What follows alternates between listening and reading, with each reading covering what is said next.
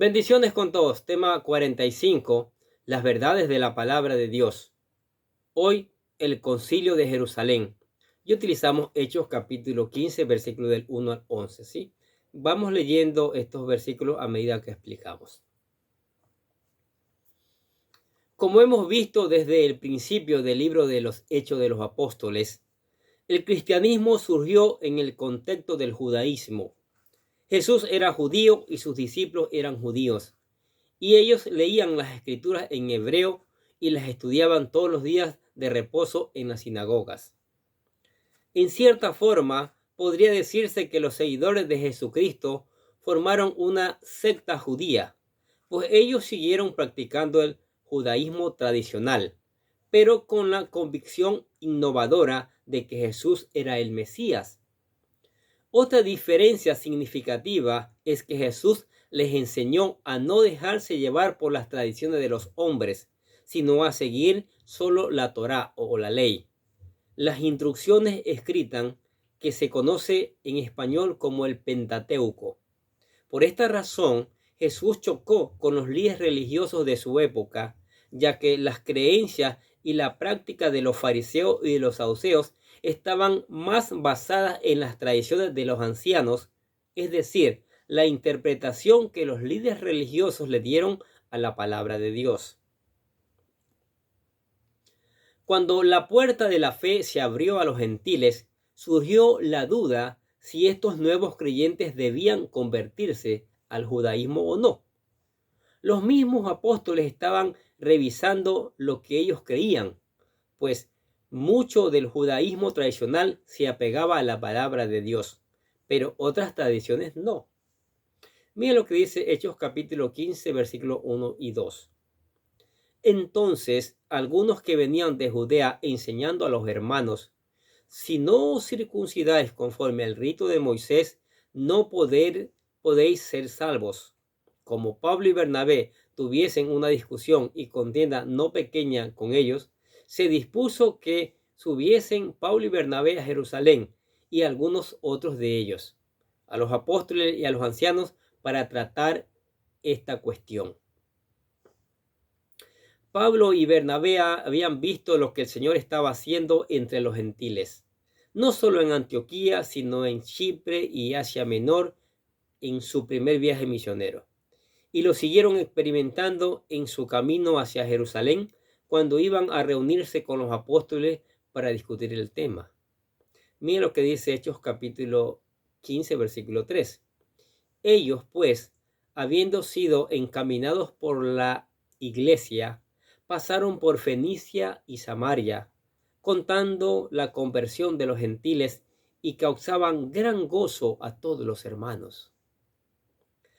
Pedro también había recibido la revelación de la aceptación a los gentiles en la visión en la azotea y en su viaje a Cesarea, cuando visitó la casa de Cornelio. ¿Se acuerdan? Hechos capítulo 10 y capítulo 11. Sin embargo, Pedro todavía tenía cierto conflicto interno y no quería quedar mal con sus hermanos judíos. La revisión de paradigmas continúa, pues muchas de las doctrinas provenían de la interpretación de los ancianos, aunque debemos reconocer que en el judaísmo hay mucha sabiduría. No todas sus interpretaciones reflejan el espíritu de la ley ni el corazón de Dios. Según la doctrina judía, un gentil no podía formar parte del pueblo de Dios a menos que se convirtiera, lo cual implicaba la circuncisión e inmersión en el agua. Los creyentes de la línea farisea sabían esto y por ello estaban insistiendo que se aplicara esta norma a los creyentes gentiles. La pregunta es si esto era un mandato de Dios o si solo era una interpretación de hombres. Los apóstoles estaban aprendiendo en el camino cómo manejar el influjo de creyentes gentiles que se les estaba uniendo. Pero la cuestión ya no podía ser dejada a la deriva, sino que debía ser tratada formalmente. Por eso los apóstoles convocaron a una reunión especial para discutir el tema y llegar a una conclusión. Sí, era importante. Ahora, el concilio, le llamaban concilios, en Jerusalén. La mayoría de los apóstoles vivían en ese tiempo en Jerusalén y allí fue donde convocaron una reunión especial para tratar el tema de los creyentes gentiles. Solo debían esperar la llegada de Pablo y Bernabé, quienes estaban en Antioquía en ese momento. Mira lo que dice Hechos capítulo 15, versículo 4. Y llegados a Jerusalén, fueron recibidos por la iglesia y los apóstoles y los ancianos, y refirieron todas las cosas que Dios había hecho con ellos. Pablo y Bernabé compartieron todos los milagros que habían presenciado y les contaron cómo los gentiles se estaban uniendo a ellos. Pero el conflicto que les había reunido no tardó en surgir. ¿Qué dice Hechos 15:5? Pero algunos de la secta de los fariseos que habían creído se levantaron diciendo: es necesario circuncidarlos y mandarles que guarden la ley de Moisés. Ese tema era precisamente el que iban a discutir en el concilio. ¿Deben los gentiles creyentes guardar la ley y circuncidarse en el proceso de su conversión? ¿Qué dice Hechos 15:6? Y se reunieron los apóstoles y los ancianos para conocer este asunto. Aquí vemos el testimonio de Pedro. Dice: así comenzó la discusión, pero luego Pedro se levantó a dar su testimonio, lo cual fue crucial para llegar a la solución de este conflicto de opiniones. Miren lo que dice Hechos capítulo 15, versículos 7 y 9. Y después de mucha discusión, Pedro se levantó y les dijo: varones hermanos, vosotros sabéis cómo ya hace algún tiempo que Dios escogió que los gentiles oyesen por mi boca la palabra del evangelio y creyesen. Y Dios, que conoce los corazones, les dio testimonio, dándoles el Espíritu Santo lo mismo que a nosotros. Y ninguna diferencia hizo entre nosotros y ellos, purificando por la fe sus corazones. Tal como vimos en el capítulo 10, Pedro también se sorprendió que Dios incluyera también a los gentiles, pues muchos de ellos vivían un estilo de vida que no iba acorde con el orden de Dios. Sin embargo, los corazones de estos gentiles estaban dispuestos hacia Dios, y esto fue suficiente para que el Señor los tomara en cuenta. Mire, maravilloso. Pedro explicó que la salvación no viene por el cumplimiento del perfecto de la ley, sino por la fe en Jesucristo. Esto no quiere decir que Dios haya hecho a un lado la ley, pues el orden de Dios sigue vigente, ya que es eterno y no cambia. Pero en lugar de demandar el cumplimiento de la ley antes de ser incluidos, debían aceptar que cualquiera podía ser incluido por fe y luego podrían enderezar su camino aprendiendo a vivir como Dios manda, porque eso es bueno, pero no porque eso los salvará. Cuando los fariseos hablaban de la ley, no solo se referían a la Torá escrita, que conocemos como el Pentateuco, es decir, los primeros 5 libros de la Biblia: Génesis, Éxodo, Levítico, Números y Deuteronomio. Ellos también estaban contemplando la ley oral, leyendas, interpretaciones y tradiciones de los ancianos a través de la historia, la cual es tan compleja que solo los expertos la conocían y nadie la podía cumplir a cabalidad. Si los más religiosos no podían cumplir la ley a la perfección, tanto escrita como oral, entonces Pedro argumenta por qué iban a exigir eso de los gentiles creyentes. Mire lo que dice Hechos capítulo 15, versículos 10 y 11. Ahora pues, ¿por qué tentáis a Dios poniendo sobre la cerviz de los discípulos un yugo que ni nuestros padres ni nosotros hemos podido llevar? Antes creemos que por la gracia del Señor Jesús seremos salvos, de igual modo que ellos. Estas palabras de Pedro resumen la respuesta a la pregunta. ¿Cuál pregunta? ¿Tienen los gentiles creyentes que circuncidarse para considerarse salvos? La respuesta: la salvación viene por la fe y por la gracia, no por el cumplimiento de la ley. Esto explica a todos, judíos y gentiles. aplica, perdón. Más adelante, Pablo escribió sobre este tema en sus cartas. Está bien resumido en el capítulo 3 de Romanos. Leeremos un fragmento de este capítulo, ya que esta explicación es muy importante para comprender este punto que se estaba discutiendo en el Concilio de Jerusalén.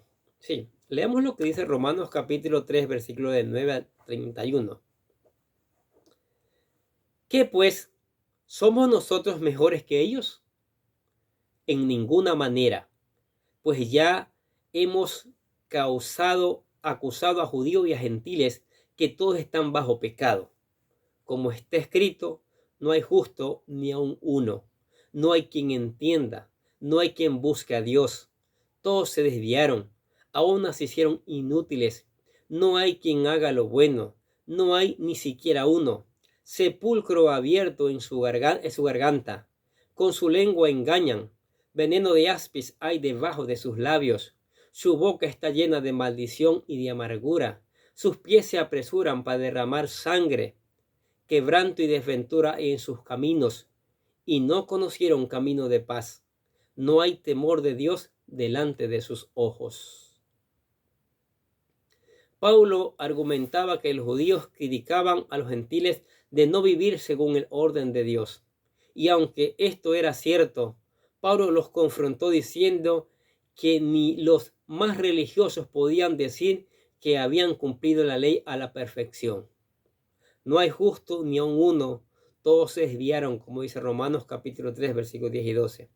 Y todos necesitamos la gracia de Dios para ser perdonados. Sí.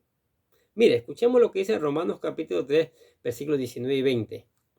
Pero sabemos que todo lo que la ley dice, lo dice a los que están bajo la ley, para que toda boca se cierre y todo el mundo quede bajo el juicio de Dios, ya que por las obras de la ley ningún ser humano será justificado delante de él, porque por medio de la ley es el conocimiento del pecado. ¿Qué les parece?